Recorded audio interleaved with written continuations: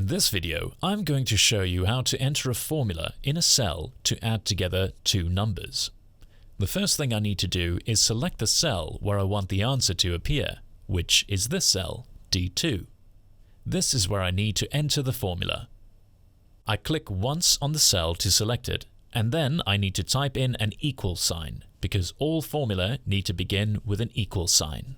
Next, I need to reference the first number to be used in the formula. I want to use this number here, 5, which is in cell A2.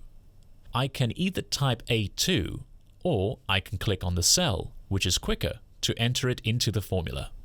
You can see that there is now a dotted line around the cell and the background has changed color, which helps us to see which cell has been referenced in the formula. I now need to type a plus sign because I want to add together two numbers.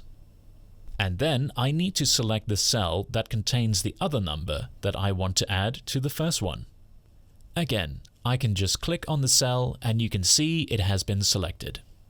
As the formula is now complete, I simply need to press Enter and you can see that the correct answer has appeared in the cell.